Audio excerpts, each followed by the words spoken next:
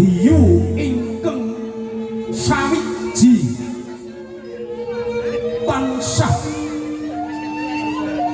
angriku wonten ing satengahipun pelawangan sewa penangkep kadya angkrap krida panaribawa.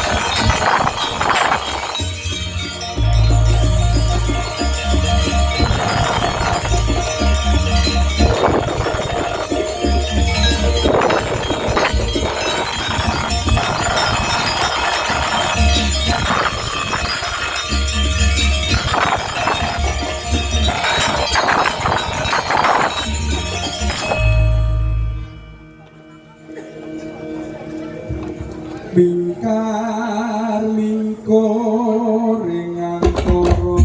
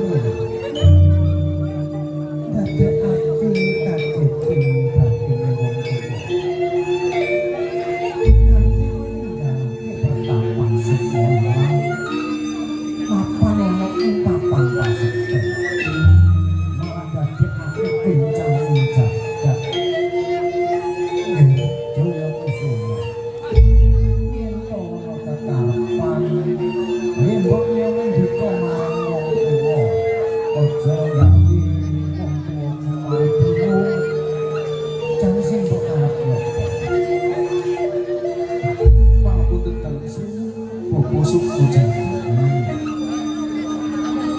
saderengipun kula ngaturaken sembah bekti dumateng panjenengan sembah bekti marang wong tuwa ndak tampa pangestune wong tuwa sangat dinipun kula nampi bapa jih boten kula selaki panjenengan menika leres kula nutupi babahan Nawaswami sendang surut tunggal menika namung penggalihake gesang kula wonten ing Patapan Sukairang yen to kula rasa bapa dinipun kula putih kawruh nyecekane wonten ing Patapan Sukairang sampun cekap kula namung kepengin gayuh kamulyane urip bapa injih aku kekalihan kepengin gayuh marang kamulyane urip manungsa ana ing alam bebrayan sing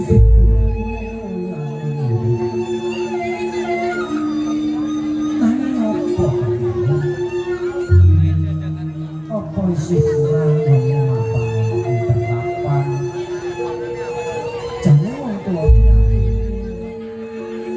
kuwi mau duweni kekarepan sing jane kalabot kaya kegayuhan kuwi mau sapa kanteke ati pancen kabeh kuwi mau wis kodrat ya jaya kusuma iji buku boko aku ono papan ini mau panjenengan kali baten sepupu sumangga panjenengan wedharaken dumateng kula bapa sawetara panjenengan nampa nugroho marang Jawa nang nugroho kuwi mau ora kanggo boko ning katitipan ketitane Jawa kuwi mau kudune diparingake marang pawongan sing resik lahir lan batin lagi sinten pawongan punika aku dhewe barang wujud cangkok wijaya mulya sing gak akem iki tak coba tak sawijekake marang ragam menawa bisa nyawiji kaya kowe sing kados mekaten nanging yen tak cangkok wijaya mulya kuwi mau ora bisa nyawiji marang ragam kuwi mau ya dudu duwe nek kudu manggono iji jaya kusuma sawetara lenggah ana ing papan panggahan wis kok akeh sawiji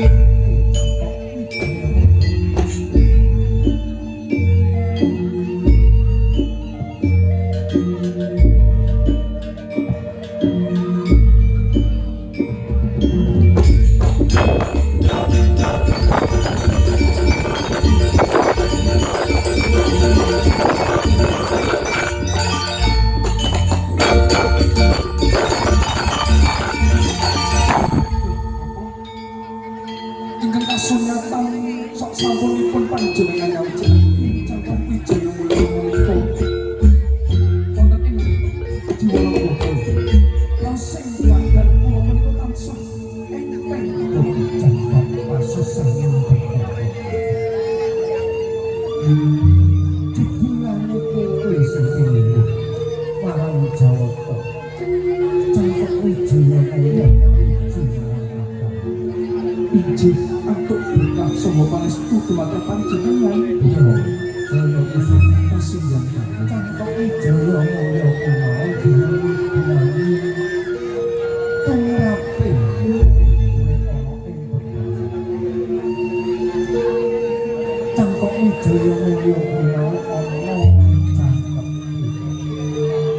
Punapa cecekipun Bapak? Cukupi cangkok wijaya Pancawarna. Kisi sekar Pancawarna kuwi mau sakdadan kembangé wujud lima warna. Bisa dicumbuhake marang sira lahir ana ing alam bebrayan. Dikanthi marang sedulur papat lima panca. Yen to sira bisa ngawijakake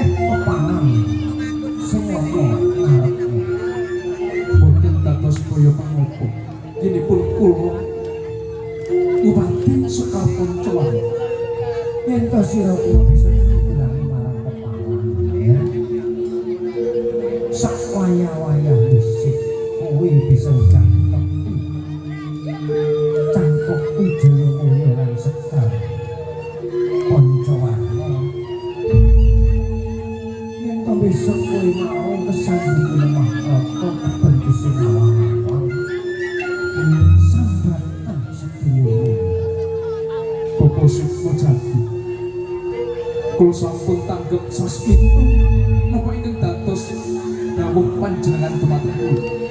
Nanging benjang kapan nggihipun kula tindak dumadi Sekar Pancawarna kasih dina iki kowe dak tutur tuju ana ing sisi samudra kidul. Yen to kados mekaten bumi.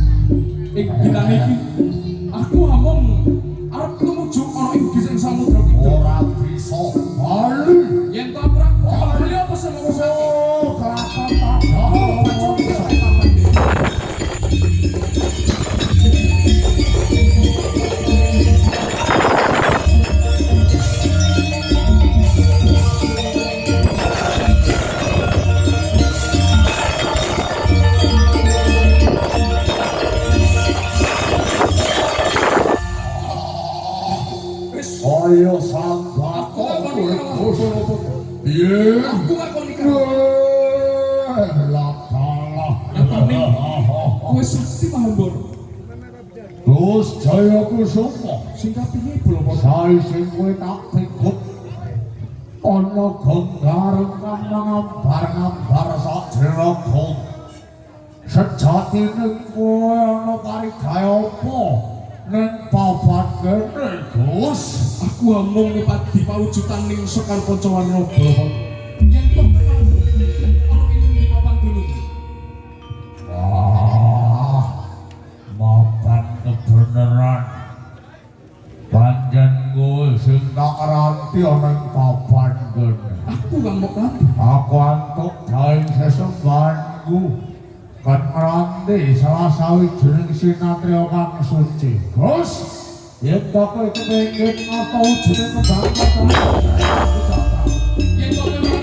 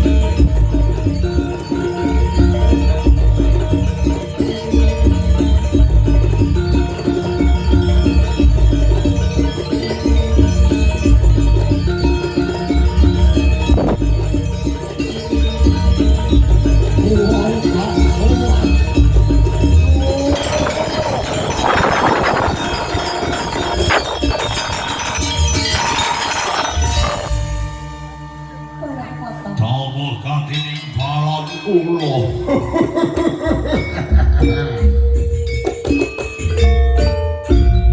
Ya kene Sri Rama suwarana ing Bandolan Jala Sutra kene. Apa wis bisa kinasilan anggonmu ngupadi sinatriya kang musik atine? kasenyataning sampun nandhok karya panjemranku Yen ta wis bisa kinasilan kok rampok kanthi ana ing Bandolan Jala Sutra. dipun keparapet oh saya kusuma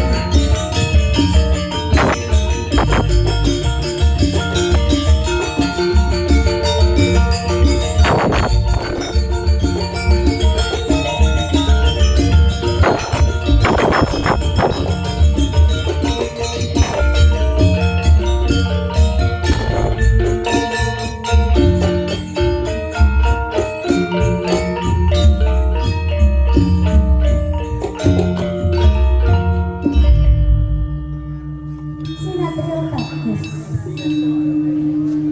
Iki dina aku kepengin mangerteni sapa jenengmu lan sapa ngendi papan duwe. Asma kula Jaya Kusuma Kanjeng Sena. Kula saking pertapan Sukma Ina. Jaya Kusuma saka pertapan Sukma Ina. Ulus. Ana parigawe apa sliramu kebono ing Bandolan Jala Sutra kene, Jaya Kusuma? Kula namung ngupadi pawujudaning Sekar Pancawarna Kanjeng Ratu Sena. Sliramu kepengin goleki kembang Pancawarna. Ijin. Kuwi ora luput yen to sliramu ngetokake Balakipata. Pancen papan dununge kembang Pancawarna kuwi ana ing Bandolan Jala Sutra. Anggemanku ya titik praja ing Bandolan Jala Sutra kene, Jaya Kusuma. Tindih projo wonten ing Bandolan Jala Sutra. Pancen bener. dikeparengake kula nyuwun sekar panjenengan punika. Jaya Kusuma. Ora gampang sok sapa wae duweni kembang pancawarna apa meneh sliramu salah suci manungsa lumrah. Tangih lamun yen to sliramu kuwi duweni kembang pancawarna Jaya Kusuma. Banjur kados pundi? Napa wonten syarat saranipun yenipun kula kepingin ngandharpeni Sekar Pancawarna punika Kanjeng Ratu Sera? Bener apa sing dadi kandhamu? Yen ta sliramu kuwi uga kepengin duweni kembang pancawarna, kuwi ana pitukane, ana syarat-syaratane. Nalika kemawon dumateng kula Yen ta sliramu kuwi bisa ngimbangi tresnaku, ora esuk ora sore kembang pancawarna bakal tak tulungi sliramu Jaya Kusuma. napa menika leres to Kanjeng Ratu? Kuwi bener. Kula namung bocah desa panjenengan Ratu. Napa boten panjenengan penggalih? Jaya Kusuma. Pitukane yen to kepengin duweni kembang pancawarna kuwi gampang kuwi. Yen to sliramu ora bisa minangkani, ora bisa tuku apa sing dadi pamundhutane. Luwih becik sliramu suwek saka Bandulan Jaya Suprana. Boten Kanjeng Ratu Sera. Kula menika estunipun rawuh wonten ing Bandulan Jaya Sutra arsa dalem panjenengan. Oh, gadhahi raos tresna. Kuwi tenang. Inggih. Aku ki wedi yen to sliramu kuwi kumbil. Boten, kula menika lho ajrih badhe matur kados makaten mawon. Iki dina sliramu sing dadi saksi Jaya Kusuma ngimbangi tresnaku. Sliramu kok ngobrol-ngobrol kuwi mari nyapa. Ngomong-ngomong jengkar tangan. Kanjeng Ratu Sera, Wedamu ketimbalan dina sanget sing manah kula. Ginipun kula saged sarimbit kelawan panjenengan bae. napa iki? Injih menika leres. Nanging napa panjenengan menika tresna kanthi tulus batik dumateng kula? Panjenenganipun kuwatos Kang Mas, nyatanipun sak purping langit sak lumahing bumi tresna kula namung dhateng panjenengan bandhang. Waduh, Kanjeng Ratu Sera. Pasuryanipun panjenengan kadya widodari kang anijawanta. Panjenengan tansah kalpuna Kang Mas. Ginipun kula tresna boten bakal kendhat ginipun kula ngalembana panjenengan. Kanjeng Ratu Sera, kula tresna panjenengan. Kula ditresna dhateng panjenengan.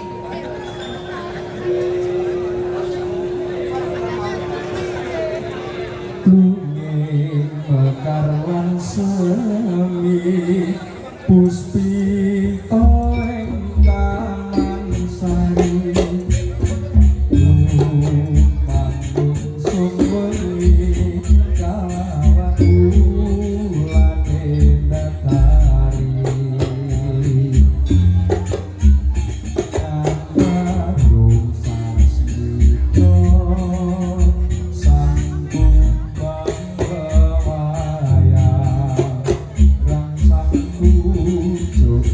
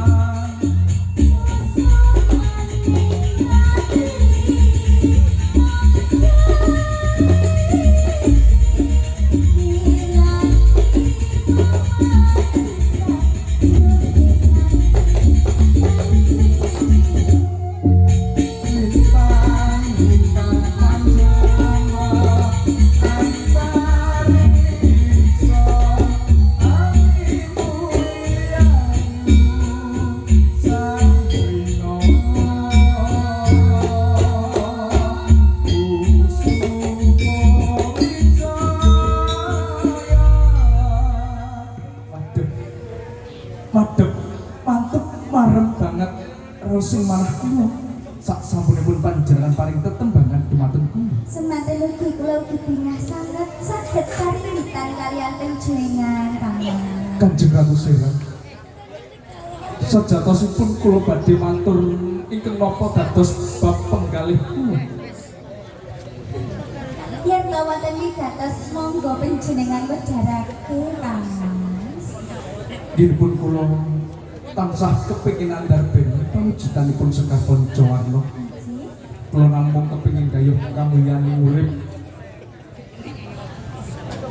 ing sekawit Bapa Sukmajati menika dawuh paring kula yen to kula saged nyawijikake Cakok Wijaya Mulya kaliyan Sekar Pancawarna dinipun gampang banget kula ngupadi kamulyaning urip.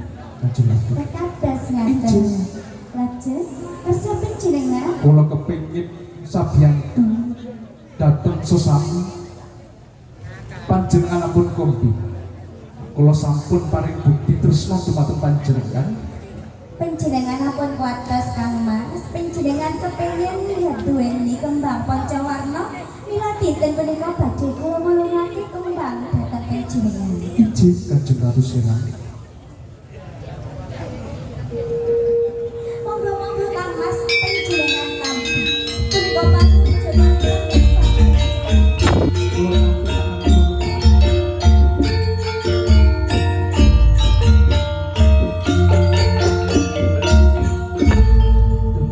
indah sanget kadya pasuryanipun panjenengan. panjenengan tansah ngalembana Kang Mas Jaya. Kanjeng Ratu Sera, Padawi kula sampun ngagem pawujudane Sekar Pancawarna. Kula badhe pados pasuwitan wonten ing Kutha Raja Majapahit. Kang Mas Jaya Kusuma. Kenging menapa panjenengan boten mapan wonten ing Bandulan Jala Sutra kemawon Kang Mas. Yen to ing besok sampun titi wancining kula badhe lenggah kosik gading tampar kencana sarimbet kalian panjenengan. Yen to kados ngaten kula paring parilah dumateng Kula panjenengan. nyuwun pamit